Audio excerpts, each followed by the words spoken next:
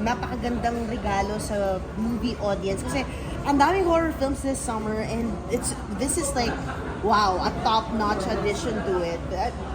Ano masasabi niyo? Kamusta po yung experience niyo with Isolated? Parang trailer, parang natakot na kami sa Joel. Thank you so much. It was a thrill working with Thriller. It's not only hindi lang siya horror film, but it's also a psychological horror, psychological thriller na kailangan mapanood nyo.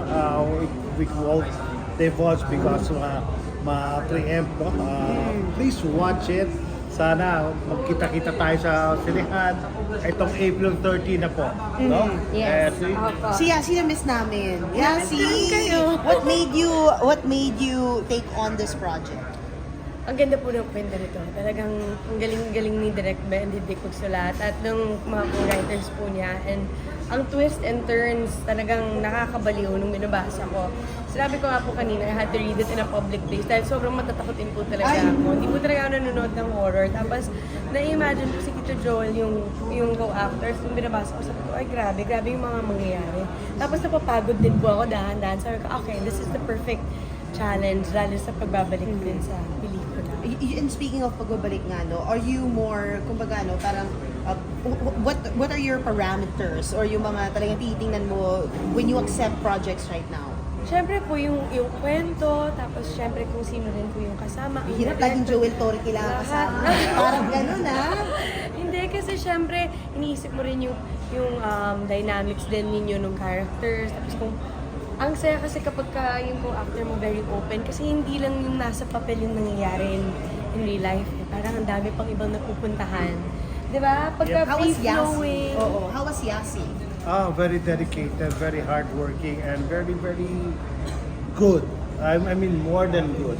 Kasi nakikita ko yung Yasi before, yung probinsyano, di ba? Five years kami nagsama. I've seen how she grown, how she matured, and how dedicated she is as an actress.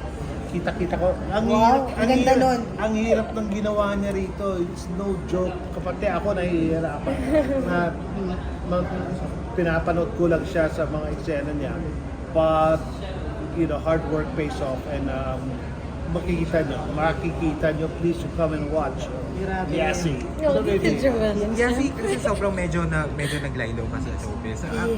Kahit na nakalaylo ka, maraming mga issue yung mga lumalabas. Kaya pinipigilan ka daw ng partner or may pumipigil ba sa'yo? Ako number one support system ko yan. Ay, bongga. So, hindi ka pala pinipigilan? Hindi naman siya straight? Hindi. Okay. Hindi. Saan galing? Mas alam ba nila Sa comment section galing. Sa Reddit. Charot. Hindi. Wala. Sobrang support.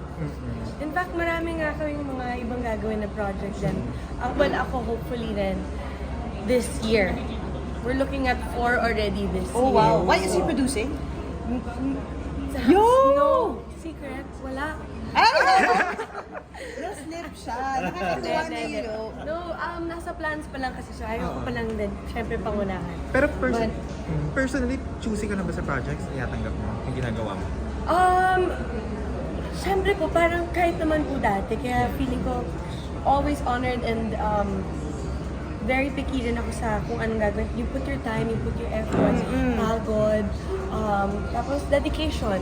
A lot of work into it. So, parang dapat mahal na mahal mo yung ginagawa. Sir Joel, was that the same case for you? Parang would you really talaga, were you a stickler for the script before or was there a time na talagang Mas lalo na, in your decades? Mas lalo na ngayon because wala ka ng time to, take all roles at one time. So, there came a point na masalamat ako na may freedom to choose.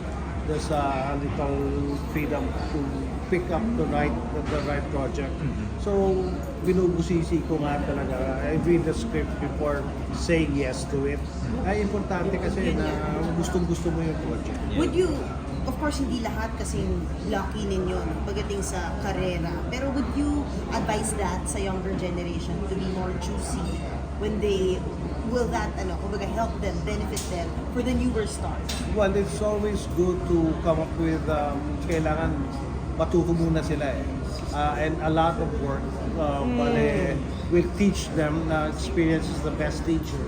Pero after a while, it will come a point na kailangan matuto ka kung anong choices mo.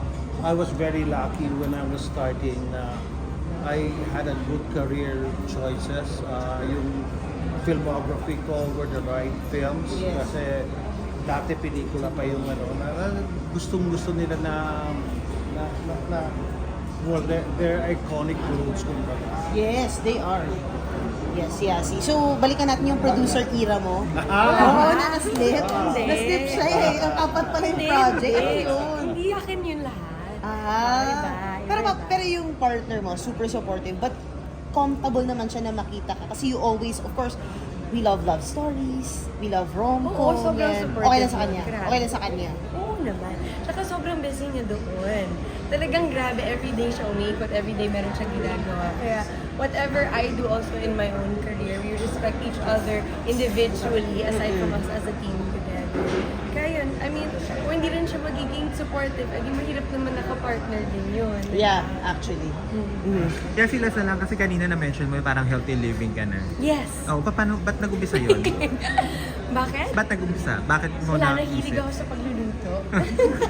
I think yun. Tapos parang I started to care about the things that I eat, Yes. and then syempre, your time, everything, lahat ng mga stuff that's good for you.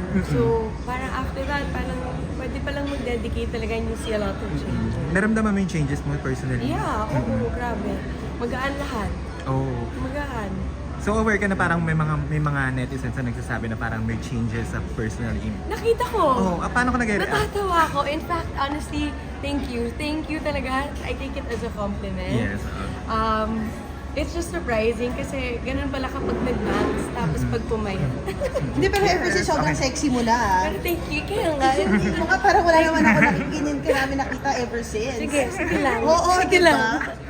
I love it. Thank you! Thank you! Pero nakakatawa yun, nakakatawa yun. Huwag mo na po ako